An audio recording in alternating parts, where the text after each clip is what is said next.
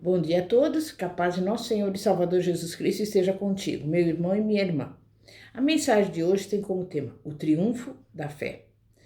Vamos abrir a palavra de Deus no livro de Abacuque, capítulo 1, versículo 11, que diz assim: Enquanto passam impetuosamente como um vento e seguem, mas eles são culpados, esses cujo próprio poder e o seu Deus. Até aí. O livro de Jó, como sabemos, é o texto clássico quando se trata de Laodiceia, ou o chamado problema do mal. Laodiceia é a tentativa de justificar Deus diante da existência do mal, ou melhor, de sustentar o Deus da Bíblia, mesmo diante dos sofrimentos em derredor. Mas o problema do mal pode ser assim resumido: se Deus é bom, sabe todas as coisas, é onisciente e pode todas as coisas, é onipotente, por que ele permite que haja mal no mundo? Esse é um problema filosófico antigo apresentado contra o cristianismo. E ainda hoje, há muitos ateus que confrontam a nossa fé apresentando esse dilema em forma de pergunta, que aos olhos deles não tem resposta. Como você pode falar desse Deus diante de tanta maldade e de tanto sofrimento no mundo? Negar a existência de Deus costuma ser uma saída intelectual apenas para os ateus, que observam o sofrimento à distância. Afinal, a negação da divindade não alivia a dor de ninguém e nem sublima a raiva contra o teísmo cristão. No ápice da aflição, ironicamente, até os céticos procuram alguém a quem culpar pela dor que estão experimentando. E ainda que a existência do mal seja considerada um problema filosófico apenas para aqueles que afirmam a existência de um Deus bom e onipotente, teísmo cristão, o mal, seja ele físico ou moral, precisa ser explicado por qualquer cosmovisão. As respostas são as mais diversas em religiões não cristãs. As religiões de caráter monista, todas as realidades se confundem em Deus, falam do mal como uma ilusão. Hinduísmo, budismo. Essas religiões orientais propõem técnicas de meditação e espiritualidade para transcender a experiência de sofrimento.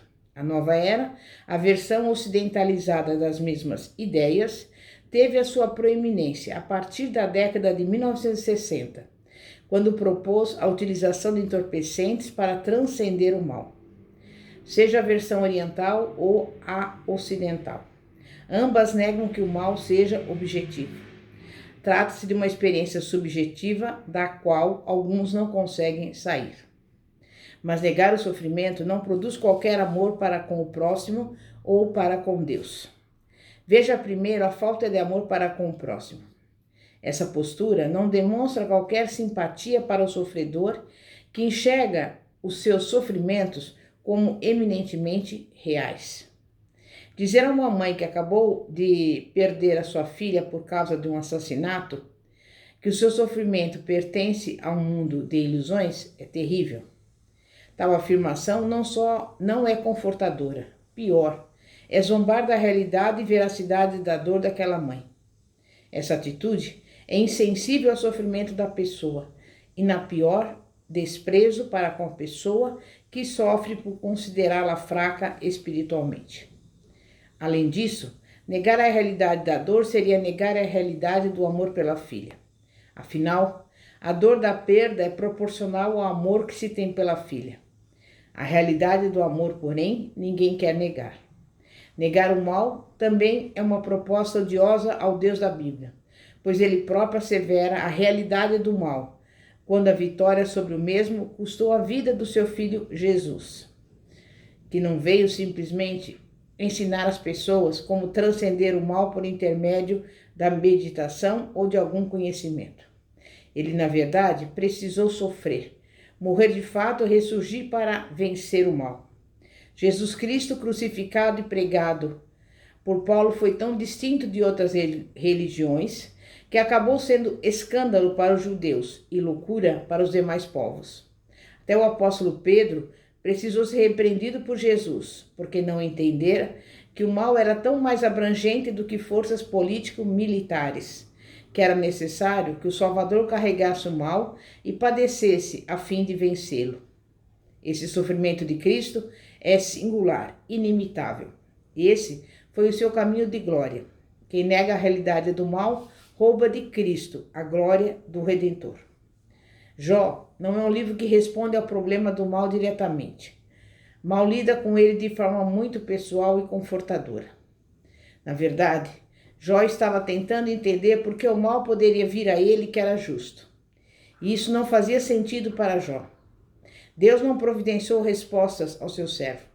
Apenas levantou uma série de perguntas que humilhou Jó ao seu devido lugar.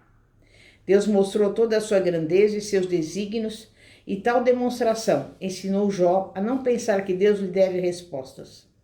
Jó aprendeu muito com tal experiência, mas não com respostas, e sim com perguntas. Abacuque é semelhante a Jó, em querer saber o porquê uma nação mais má do que outra pode prosperar.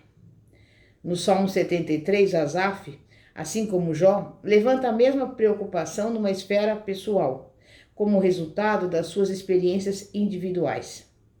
A mesma questão de justiça é levantada por Abacuque em uma esfera nacional. Abacuque difere de Jó, porém, por não defender Judá incondicionalmente, embora ele sinta que Judá seja mais justa do que a Babilônia, e por receber algumas respostas. Abacuque é diferente de alguns profetas anteriores, não somente por causa da transição do período assírio para o babilônico, mas somente porque o juízo é iminente e não há mais chamada ao arrependimento, mas principalmente porque ele é inquiridor, que expressa suas reflexões existenciais. Jeremias seria outro exemplo desse espírito.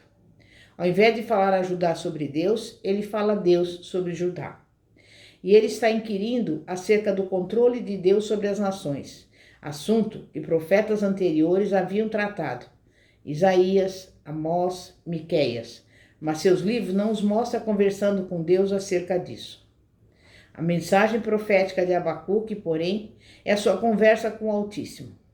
Sendo assim, Abacuque é um livro muito útil, pois o profeta personifica algumas das nossas perguntas. Por que Deus parece complacente com o mal do mundo? Por que ele permite que os ímpios prosperem sobre aqueles que são mais justos? Algumas das respostas que Abacuque receberá o deixarão pasmo e profundamente incomodado. Ele acertadamente chama a sua mensagem de um fardo.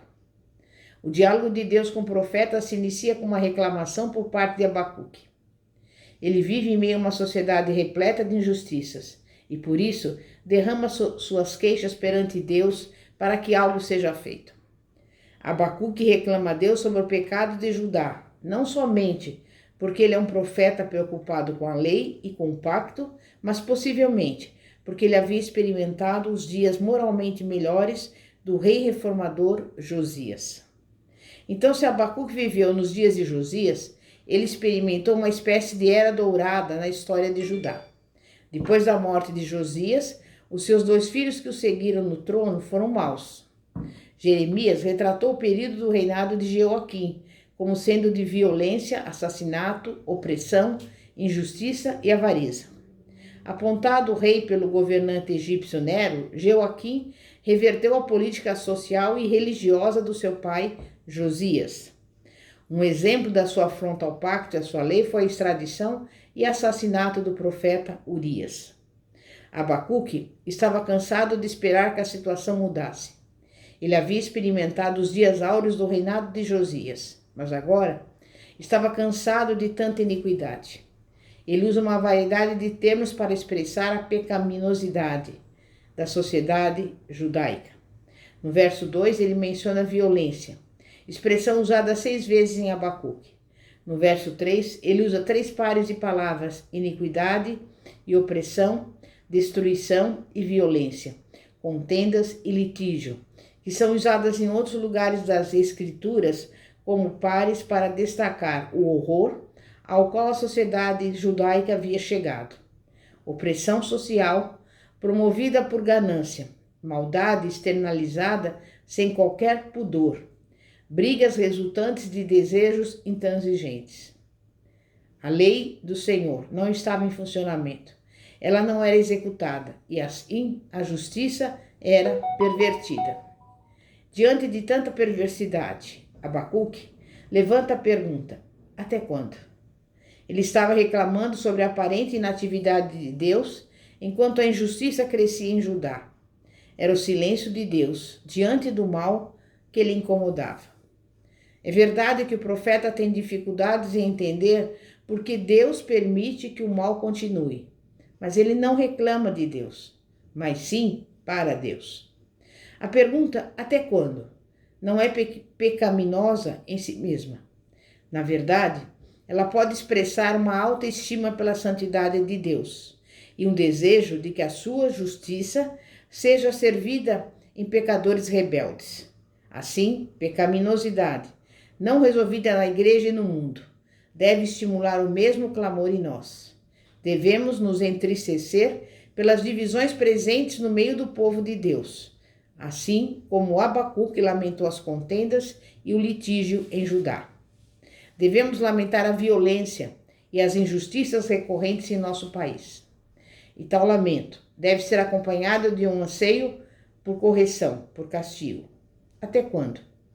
Não deve ser entendida como desespero, mas como uma oração esperançosa que provém daqueles que confiam em Deus, que resolverá a situação, como Abacuque esperava. Portanto, a reclamação de Abacuque é justa. Abacuque está correto na sua reação. Ele ora ao Senhor, coloca a sua expectativa em Deus para a solução do problema. Não se acomoda diante dos males presentes. Ele quer a resolução dos mesmos, embora saiba que ele mesmo não possa resolvê-los. Ele clama ao Senhor, porque tem a justiça de Deus em alta conta, quer vê-la manifesta. Por isso, sua oração honra o Senhor em vez de desafiá-lo. E Deus responde ao pecado do seu povo com a lei de talião, de retribuição, ou seja, olho por olho. Pois a sua violência seria julgada com a violência dos babilônicos, e a sua perversão da lei seria punida por um povo que era uma lei para si mesmo, que não tinha qualquer senso de uma lei natural universal. A lei de talião seria aplicada aos babilônicos, mostrando que o controle soberano de Deus sobre as nações não elimina a responsabilidade humana. O uso de uma nação como sua vara de disciplina também foi revelado a Jeremias, um contemporâneo de Abacuque. Mas Deus já advertira acerca de tal juízo, muito antes de Abacuque e Jeremias, pois já fora dito por intermédio de Moisés que a quebra da aliança seria castigada com a invasão de uma nação longínqua. Salomão experimentou esse tipo de juízo por conta da sua idolatria. O mesmo aconteceu com o Reino do Norte. Contudo, Judá não aprendera com as lições da história. Desde os dias de Noé, em que a humanidade não deu ouvidos ao pregador da justiça, passando pelo período da monarquia, no qual Israel não creu nos profetas, Judá acrescentara ao número de incrédulos. Nos dias do rei Ezequias, Deus poupou Jerusalém da invasão assíria. Agora, porém, o que fora predito a Ezequias iria se cumprir, ou seja, a invasão de Jerusalém aconteceria. O castigo viria nos dias da geração de Abacuque. O avanço dos caldeus produzira tantos cativos como grãos na areia, enfatizando o numeroso grupo de escravos.